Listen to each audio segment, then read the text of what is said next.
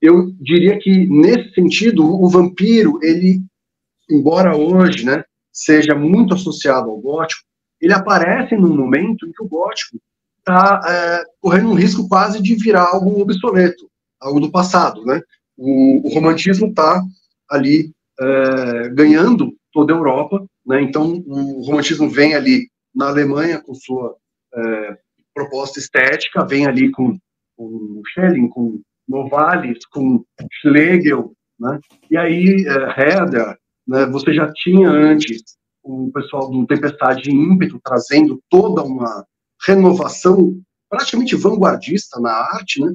E o romantismo surge ali trazendo uma nova valorização do subjetivo, uma nova valorização ali de temas que tem a ver com um novo espírito que surge depois da Revolução Industrial, depois da Revolução Francesa, depois dessa mudança brutal de paradigma que foi, né, a derrocada ali do antigo regime na França, né?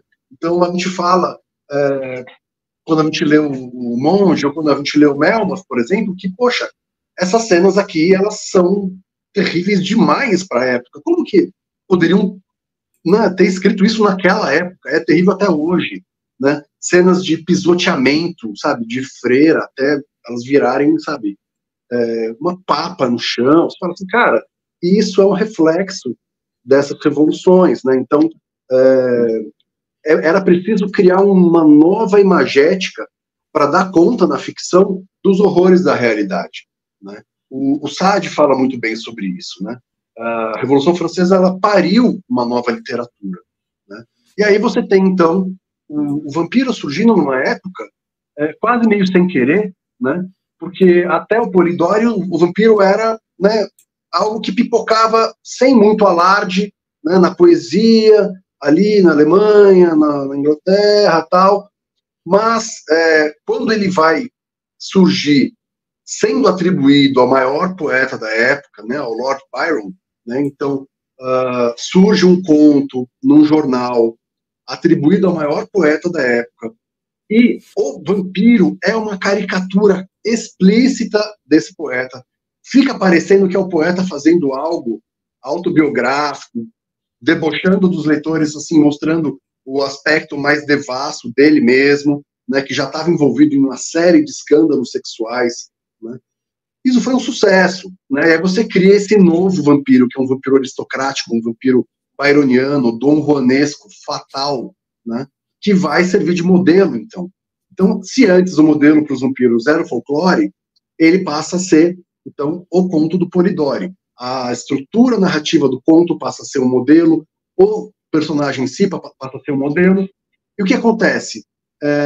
Embora o Polidori tenha feito uma ambientação bem pouco gótica, né, o teatro pega esse conto e regoticiza ele, leva de volta para séculos atrás, coloca espíritos, coloca mais elementos sobrenaturais, né, coloca elementos fáusticos, faz com que tudo se torne algo cheio de profecias, cheio de, né, sortilégios. Então, assim, acontece isso no Frankenstein também. O Frankenstein moderniza o gótico, vem no teatro e fala, não, essa é uma história do século XVI, um alquimista e não sei o quê. Então, assim, essa força do gótico de se adaptar, né, ela tem dois vetores. Tem o vetor que é pegar o gótico e levar para frente, para a modernidade, Mary Shelley, Polidori, os góticos do romantismo, né?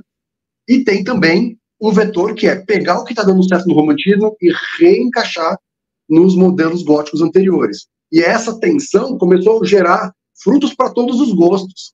Então, o sucesso que os vampiros fazem se explica muito por isso. Porque você gosta de algo mais tradicional, tal, tem vampiro para isso. Ah, mas você gosta de algo mais, sabe, mais psicológico, tal, tem também. E o Varney é um pouco o salto que se dá na literatura inglesa entre essas narrativas curtas, né, que não se desenvolviam muito, né, porque, inclusive, o primeiro romance francês, que é uma continuação do Polidori, né, que é o Lord Riven, ou Les Vampires, né, então, Lord Riven ou Os Vampiros, do Cyprien Berard, que saiu um pouco tempo depois do conto do Polidori, ele é um romance fragmentado, uma narrativa moldura, tem várias histórias dentro. E por quê? Né? Porque é muito difícil você pegar um tema tão novo e desenvolver um romance, né, com tantos capítulos, com tanta profundidade. E o Varney foi isso, pela primeira vez.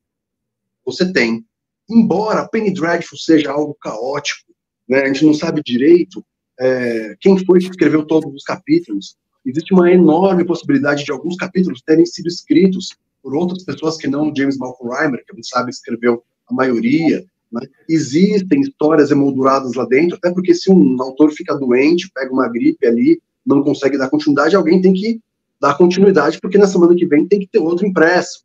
Né? Então, assim, embora haja alguns desvios, o Varney é uma história com vários arcos narrativos, mas que a cada capítulo dá continuidade e aprofunda, e constrói melhores personagens, e traz complexidade.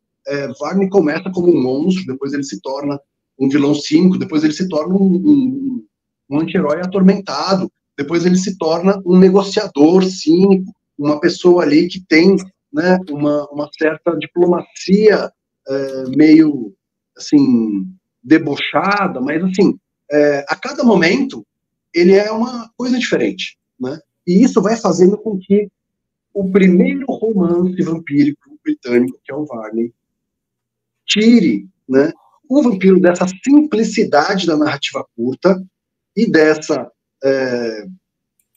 fórmula mais tradicional do teatro e leve ele para um novo patamar de complexidade tridimensional. Então, Varney passa a ser aquilo que você encontra no Lestat, no Louis, em personagens que têm conflitos, que têm psicologia. Ele não é só mais um tipo, ele não é mais só a morte, a sedução, o perigo, ele é alguém com uma historicidade.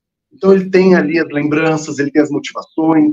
Né? Tem uma cena do Varney em que ele está esperando a pessoa que provavelmente é um vampiro que transformou ele. Você fica o capítulo inteiro acompanhando ele, ansioso em casa, esperando a hora do encontro anual dele, e ele não sabe o que ele faz, ele começa a ler uma história para acalmar a mente e fala, cara, como é que eu tô lendo uma história de um vampiro terrível que começa destroçando o pescoço de uma donzela na cama dela, e agora o cara tá andando de lá para cá, preocupado porque vai receber uma visita, tá nervoso, deve estar suando ali, aí começa a ler, não faz sentido, assim, você fala, pô, é um negócio que antigamente não faria sentido, não seria verossímil, mas no romance faz, e no Penny Dreadful faz mais ainda, porque você precisa deixar a pessoa interessada, a cada panfleto, você precisa fazer uma reviravolta, um pequeno gancho, para a pessoa falar, meu, não acredito, cara, aquele desgraçado, na verdade, tem um coração, onde é que isso vai dar? Ah, semana que vem eu vou continuar lendo.